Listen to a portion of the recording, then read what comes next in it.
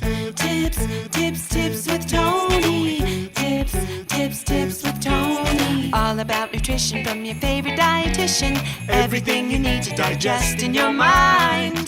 Tips with Tony. Tips with Tony. Making you healthier one bite at a time. With Tony. Woo! Hello, everyone. You're listening to the Tips with Tony podcast. I'm Tony Marinucci, your registered dietitian, helping you get healthy one bite at a time.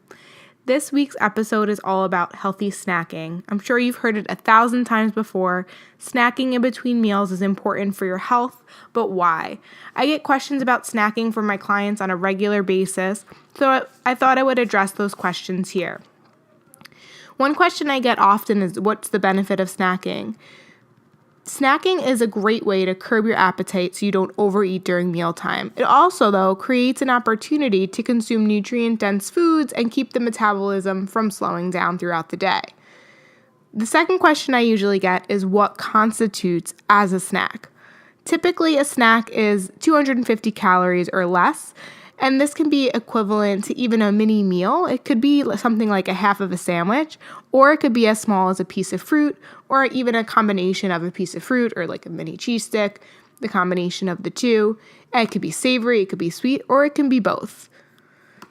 Now, how many calories should you particularly be aiming for to snack on in between meals? So that's obviously going to vary based off of your height, your weight, your energy levels, your goals, your activity levels, if you're exercising or not. But generally speaking, I want to just first say that calories are not everything. Quality of food will always outweigh the quantity in the calories most of the time.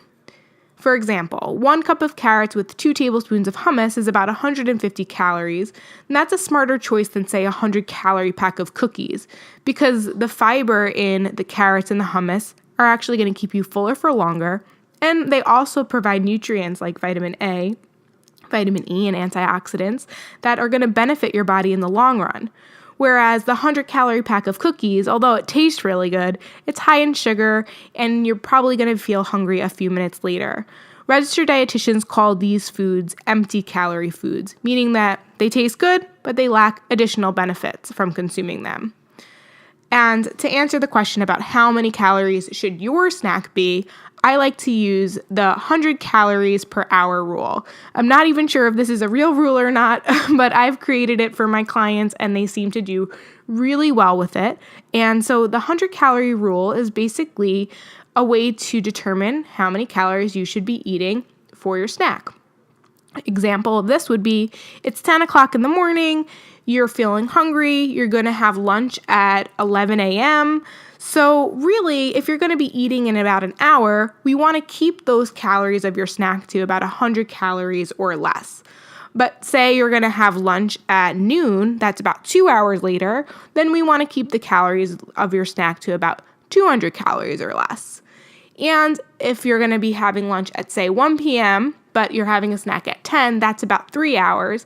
So we don't want it to go up to that 300 calorie mark, because by that point, it's no longer a snack. Remember I said that a snack is considered 250 calories or less? If you bring it up to that 300 calorie mark, that's more like a meal, and you might be feeling too full, and then you're going to end up skipping your meal, which we know is not a great idea in overall general health and healthy eating habits. So if you're going to go that 3 hour mark, then you want to aim to keep the calories of that snack to about 250 calories or less. So what constitutes as a healthy snack? So we went over what a snack is, but what makes it actually healthy? So I've created these following parameters that I think are going to be beneficial for you. Just be but be mindful that if you're an athlete or if this is after a workout, it's going to vary a little bit. But generally, 250 calories or less is what's pretty much going to be considered a snack. Now, you want to aim for something that has 9 grams or less of added sugar. So fruit obviously is fine because it's in its simplest form. But anything with added sugar, I think a good example of this is yogurt.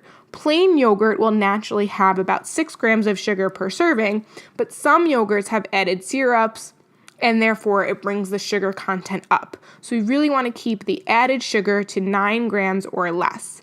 You want to make sure that there's 0 grams trans fat. Trans fat is only added through processing, and it's directly linked to heart disease. So we don't want trans fat in our foods. The sodium content, once again, unless it's post-workout, but generally speaking, the sodium content we want to keep to about 140 milligrams or less. And if it's something that is plant-based, meaning it's like a whole grain, maybe some crackers or popcorn, or some sort of carbohydrate or fruits or vegetables, then we want to have the fiber to be at least 3 grams or more per serving. So if it's something like a hard-boiled egg, you're not going to be looking for fiber because fiber is only found in plants. And lastly, we want to make sure that the ingredients are simple. We want to make sure you can understand the words, they're easy to pronounce.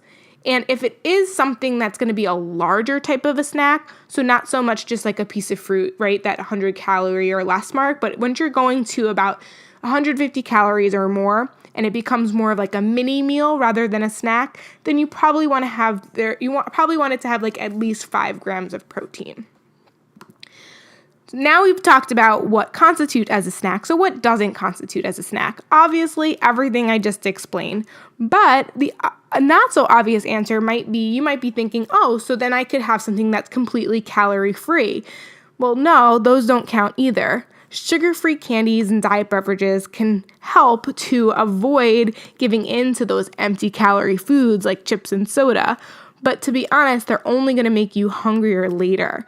So remember, the basic purpose of a snack is to curb your appetite, but also provide your body with nutrition.